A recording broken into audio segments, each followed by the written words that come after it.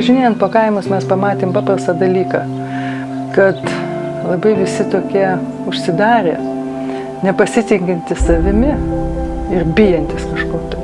Na, iš tiesų atrodė ir materialinė bazė bendruomenių skurdi ir netokie gražūs gal buvo pastatai. Iš tikrųjų reikėjo verkiant tvarkyti arba nugriauti. Tai atrodo, tik reikėtų pinigėlių turėti, bet jų nėra.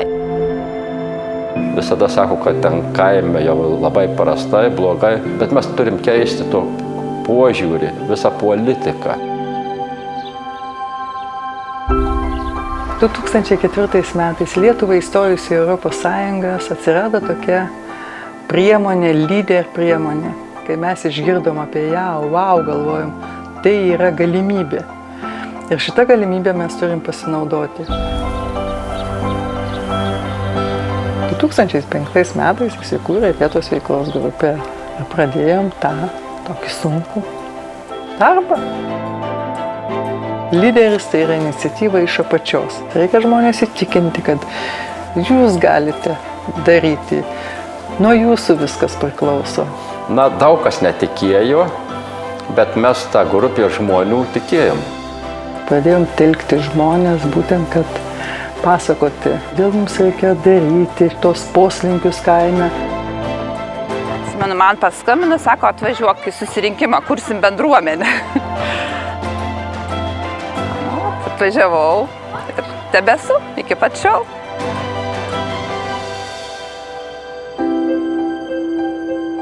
Tikro aikštyno neturėjome, tekdavo kai kada vaikam net su kūno kultūros mokytojais tam tikrus pamokos momentus praleisti net ir miestelio centre. Grindis lingavo, per langus lietus bėgo, per stogą varvėjo. 7-13 metų taisyklėse atrankos buvo aiškiai nurodyta, kad ne mažiau 73% būtų investuota į infrastruktūrą. Ir mes mielai sutikome įsijungti į Vietos veiklos grupę ir tiesiog parengti projektą. Ir mes gavom paramos 8,5 milijono litų. Sutvarkėme visą pastatą, ne tik tai, kas priklauso bendruomeniai, bet ir bibliotekos, tiek medpunkto, pakeisti visas duris, langus. Paskutinis mūsų projektas tai teritorijos aplink bendruomenės pastato sutvarkymas, bet svarbiausia krepšinio ir sporto visos aikštelės įrengimas. Turime šiandien ir bėgimo takus, turime ir futbolo aikštę, bus ir tinklinio aikštelė, ir rutulio stūmimo sektorius, krepšinio aikštelė, kuri džiugina vaikus, tai tikrai stadionas atitinka visus keliamus reikalavimus ir džiugina mus.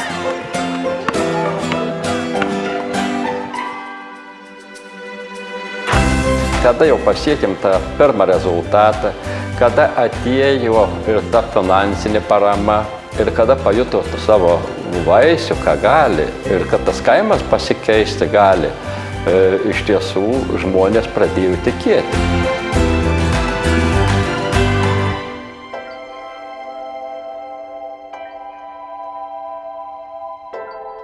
Suremontavus patalpas, suremontavus erdves, dar jos nieko nereiškia. Jeigu neužpildi žmonės tų patalpų, nebus veiklos, tai tie pastatai ir tos erdvės tuščias reikalas, jos negyvos yra.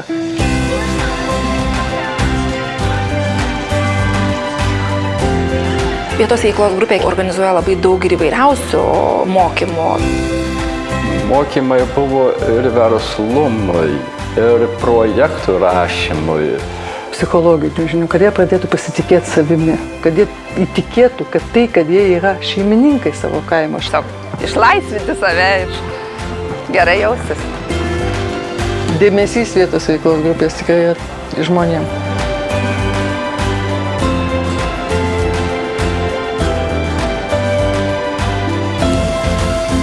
Norisi pokyčio gerąją prasme, kad mes kaime žmonės lyg tai atitolę nuo centro, kad turėtumėm taip pat galimybę labai linksmai šventes švęsti, turėti savo tradicijas, jas kurti, puoselėti, tai irgi yra labai svarbu.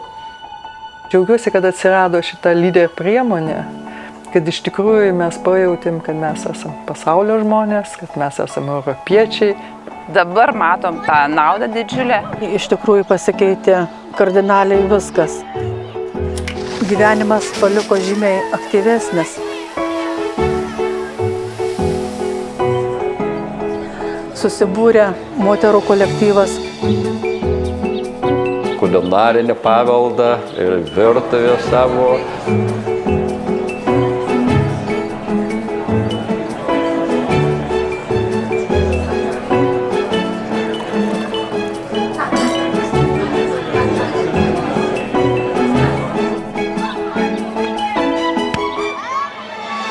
Sustiprino mūsų bendruomenę, padidino patį bendruomeniškumą, iš tiesų pagerino infrastruktūrą. Vieniem tikrai nebūtų pavykę nieko pasiekti. Mes dirbam kartu, čia yra bendras mūsų rezultatas. Aš didžiuojuosi savo kaimo bendruomenėm, aš didžiuojuosi tuo, kad aš dirbau šitą darbą, aš džiaugiuosi, kad man suteikė tokią galimybę. Dabar mes rengiame 14-20 metų Tauragės rajono kaimo plėtros strategiją. Tai ši strategija orientuota būtent į darbo vietų kūrimą, tai yra verslumo skatinimą, verslumo aplinkos sukūrimą.